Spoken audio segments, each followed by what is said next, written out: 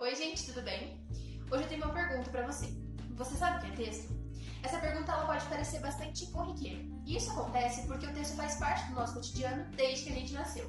A gente simplesmente usa o texto sem nem perceber. Mas você já parou para pensar o que é o texto de verdade? A gente pode começar a responder essa pergunta tendo em mente que o conceito de texto é muito amplo, porque ele abrange a escrita de textos na linguagem verbal, como romances, poemas, comentários e bilhetes, e também na linguagem não verbal, como fotografia, placas de trânsito, música e por aí vai. Antes da gente começar a falar sobre o texto de uma forma geral, é importante que a gente faça dois acordos. O primeiro deles é que, na perspectiva verbal, o texto é muito mais do que um amontoado de palavras e frases escritas numa folha de papel. O texto é um lugar de interação entre sujeitos sociais, previamente definidos pela sua bagagem histórica e cultural, que lançam mão de algumas estratégias linguísticas e sociocognitivas para que o texto que eles produzam faça sentido e para que eles se façam entendidos. Então a gente já consegue logo de cara perceber que o texto não é avulso da língua por meio de sequências gramaticais perfeitas e sistemáticas. O texto precisa fazer sentido, ele precisa ter um interlocutor, estando ele presente ou não, para que se torne um evento comunicativo. O segundo acordo que nós temos que fazer é o acordo de que, na perspectiva não verbal, a perspectiva mais ampla, o texto pode ser um objeto variado, formado por múltiplas linguagens. De acordo com Ingrid Koch, uma linguista brasileira nascida na Alemanha, que atuou como professora universitária na Unicamp por 30 anos, o texto é qualquer manifestação por meio do estoque de sinais de um código. Pode designar toda e qualquer manifestação da competência textual do ser humano. Ou seja, o texto pode ser uma peça teatral, um documentário, um poema ou uma poesia, uma pintura, um grafite, um filme e por aí vai. Isto é, o texto é toda e qualquer comunicação realizada por meio de um sistema de signos. E esse sistema de signos inclui os sistemas não verbais. Falar sobre essa relação entre os elementos nos leva à ideia de interpretação. A interpretação textual é uma das atividades mais difundidas pelas sociedades e é também um objeto de grande preocupação nas escolas. Isso acontece porque a relação entre os homens é, de um modo geral, realizada por meio dos textos, sejam eles orais ou escritos. É só você parar para pensar. Sempre que a gente lê alguma coisa, a gente tem a necessidade de significar esse tipo de texto.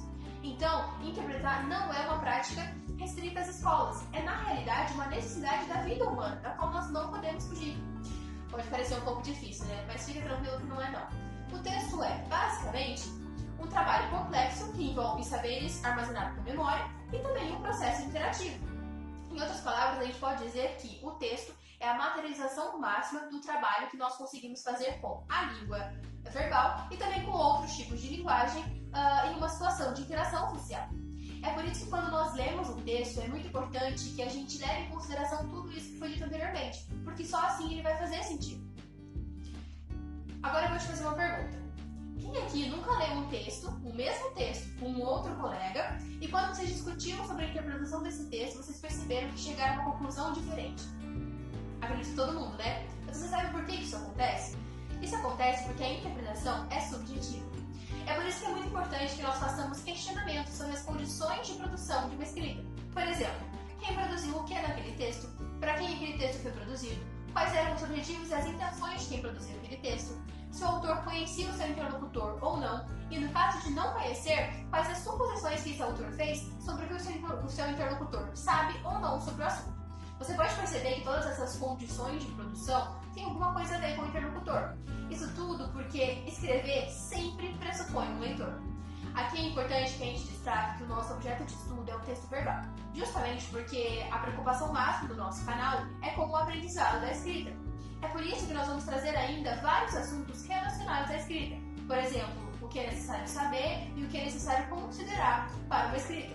Agora eu chamo a Carla para trazer pra gente alguns exemplos de texto. Oi gente, tudo bem com vocês? Bom, como a Duda já disse, o texto é um tema amplo e hoje eu estou aqui para trazer alguns exemplos para a gente analisar junto e entender como a construção do texto influencia nas possibilidades de leitura. Eu separei uma placa de trânsito, uma placa de sinalização de banheiro, um bilhete e um trabalho acadêmico. Vamos começar com uma placa de trânsito, que é um texto, inclusive, que não admite variação de interpretação. Uma vez que se cada um interpretar o texto de um jeito, a sinalização de trânsito perde a função. Bom, a placa que a gente escolheu é composta por 3 elementos: a escrita, a figura e a cor. A junção dos elementos resulta em um propósito pré-estabelecido pelo criador do conteúdo, a indicação da existência de uma elevação no asfalto a aproximadamente 50 metros de distância da placa. Assim, o texto se utiliza de diferentes elementos para induzir o leitor a um resgate de conhecimentos e reconhecimentos prévios, como a cor amarela inserida em um contexto de trânsito ser sinônimo de sinalização, o formato da lambada que já foi visto em aulas teóricas para retirar a CNH e a própria escrita que é autoexplicativa. O resultado disso tudo é a interação entre o leitor e o autor por intermédio do texto diversificado na composição. Nosso segundo exemplo é uma placa indicativa de banheiro. A placa que a gente está mostrando é um texto composto de imagem em duas letras, WC, que significa banheiro na língua francesa. Muitos nem fazem ideia do significado dessas letras, mas quando elas estão colocadas juntas em um contexto sanitário, a gente compreende facilmente o propósito semântico dela. Essa placa indica um espaço reservado para necessidades fisiológicas e higienização.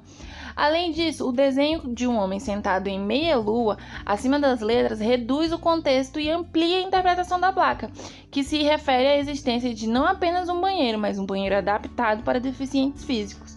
Assim, cumpre-se o propósito textual. Vamos agora ver um exemplo de propaganda, que ao contrário dos nossos exemplos anteriores, é um texto mais aberto com possibilidade de múltiplas leituras. A propaganda que a gente escolheu pode não fazer muito sentido hoje, mas ela foi assertiva quando consumida pelo público-alvo na época que ela foi lançada. Propaganda antinazista de 1943 com o objetivo publicitário de promover o Clube de Caronas, que foi uma iniciativa governamental dos Estados Unidos implementada com o intuito de economizar os recursos naturais, petróleo, para fins de guerra, já que estamos falando de um cenário de Segunda Guerra Mundial. Logo, para despertar o desejo do público-alvo de não dirigir sozinho e compartilhar caronas, o autor usa a frase: "Quando você dirige sozinho, você dirige com Hitler", levando o consumidor do texto a resgatar todas as memórias negativas e opostas que Hitler e o nazismo trazem, induzindo ele a tomar a decisão de não dirigir mais sozinho. Para finalizar, a propaganda termina: "Junte-se a um clube de caronas hoje", fomentando o imediatismo da decisão. Portanto, a gente conclui que esse é um texto datado de escrita e de imagem que cumpre com excelência o propósito publicitário, além de ligar diretamente o objetivo do autor à reação do leitor. Assim, ambos compõem o texto. Vamos agora para um exemplo de texto verbal, o bilhete. É um texto que utiliza normalmente a escrita, contudo ele pode apresentar alguns símbolos e desenhos com finalidade de complementar a informação. Com informações mais curtas e objetivas, o bilhete cumpre o papel informativo e atende à necessidade de comunicação entre o autor do conteúdo e o leitor ao qual é destinado. Vale ressaltar que esse tipo de texto apresenta variações que, quando analisadas, revelam muito da identidade tanto do remetente quanto do destinatário. Por fim, separamos dois trabalhos, um escolar e um acadêmico. A esquerda é um trabalho do 9º ano do ensino fundamental. O trabalho da direita é um trabalho de conclusão de curso da graduação.